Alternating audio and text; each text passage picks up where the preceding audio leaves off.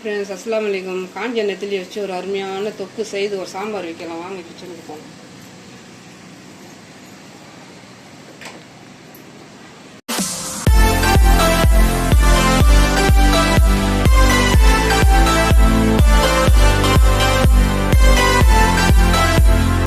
காஞ்ச எண்ணெய் நல்லா க்ளீன் பண்ணி வாஷ் பண்ணி வச்சுருக்கேன்.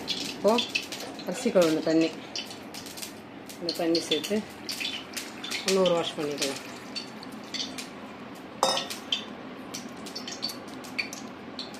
மூணு பெரிய வெங்காயம், ஒரு பிடி சின்ன வெங்காயம், ஒரு பெரிய பூண்டு எல்லாமே உரிச்சிட்டு எண்ணெயில் வதக்கி ஆற வச்சு ஜாரில் போட்டு நல்லா பேஸ்ட்டாக அடிச்சு எடுத்துக்கலாம்.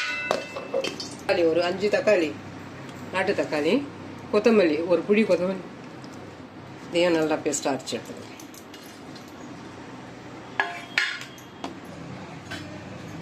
இளம் கருவேப்பிலை வாஷ் பண்ணி வச்சுருக்கேன்.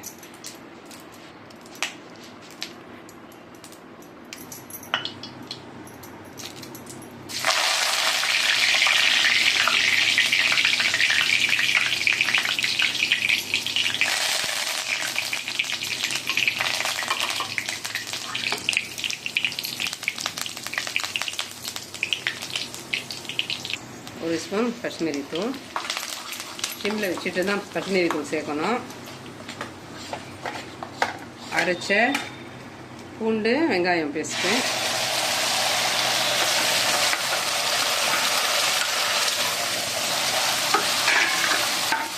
அரைச்ச தக்காளி கொத்தமல்லி பேஸ்ட்டு,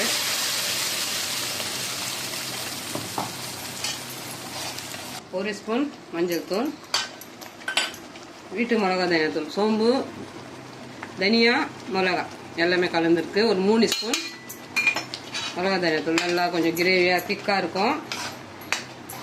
இந்த மாதிரி ஒரு வாட்டி நெத்திலி தொக்கு வச்சு பாருங்கள். எல்லாமே சேர்த்து நல்லா கலந்துட்டு இப்போ நம்ம வாஷ் பண்ணி வச்சுருந்த நெத்திலி நார்மல் தண்ணியில் வாஷ், முடிஞ்ச அளவுக்கு வாஷு. ஒரு அதாவது என்ன சொல்கிறது, ஒரு கவுச்சி பொருள் எவ்வளோ வாஷ் பண்ணுறீங்களோ அவ்வளோவும் நல்லது.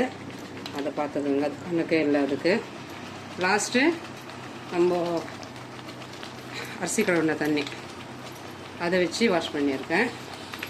இது எல்லாமே சேர்த்து நல்லா வாட்டி எடுத்து தொக்கு ரெடி பண்ணலாம்.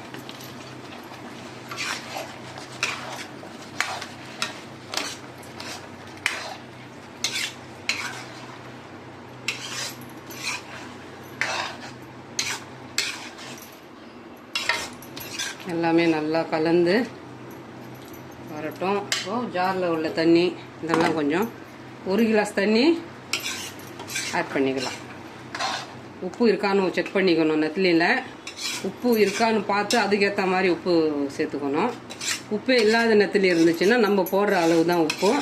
நெத்திலியில் உப்பு இருந்துச்சுன்னா கம்மியாக பார்த்து சேர்த்துக்கணும் உப்பு. அவ்வளோதாங்க. ஜார் தண்ணி எல்லாமே தண்ணி எல்லாம் சேர்த்தாச்சு.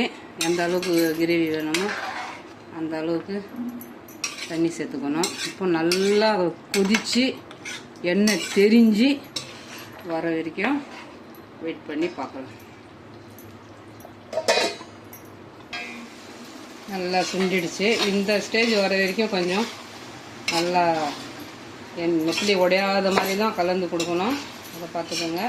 நம்ம பச்சை நெத்திலி இந்த அளவுக்கு நம்ம ப்ராசஸ் பண்ணால் எல்லாமே கிரேவி ஆகிடும். நெத்திலி ஒன்று கூட இருக்காது. காஞ்ச நெத்திலின்றதுனால நம்ம கலரெல்லாம், ஆனால் நெத்திலி உடையாத அளவுக்கு கலரணும். இந்த ஸ்டேஜில் ஃபைனலாக ஒரு 2 ஸ்பூன் நல்லெண்ணெய் சேர்த்துட்டு கேஸ் ஆஃப் பண்ணிவிட்டு சர்வ் பண்ணிக்கலாம்.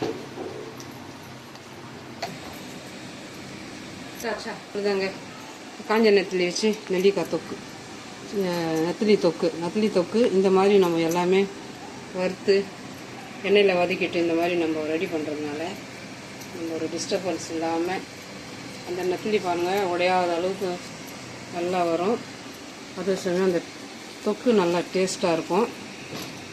கண்டிப்பாக நெத்திலி காஞ்ச நெத்திலி தொக்கு இந்த மாதிரி வச்சு பாருங்கள். ஏன்னா பச்சை நெத்திலி இந்த மாதிரி வைக்க முடியாது, உடஞ்சிடும். காஞ்ச நெத்திலியில் வைக்கலாம். காஞ்ச நெத்திலி ப்ராசஸ் வந்து இந்த மாதிரி, இந்த வாஷ் பண்ணுறதுலேருந்து சமைக்கிற வரைக்கும் இந்த ப்ராசஸ் ஃபாலோ பண்ணி பாருங்கள். கண்டிப்பாக மக்களுக்கு பிடிக்கும். நீங்கள் ட்ரை பண்ணி பார்த்து டேஸ்ட்டு பண்ணிவிட்டு எனக்கு கமெண்ட்ஸ் பண்ணுங்கள்.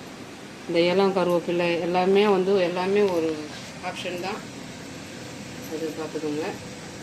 இந்த காஞ்ச நெத்திலி தொக்கு பிடிச்சிருந்துச்சுன்னா like, comment, share, bell button மறக்காமல் நல்ல உள்ளங்கள் பேகம் சேனலுக்கு சப்ஸ்கிரைப் பண்ணுங்கள். அஸ்ஸலாமு அலைக்கும்.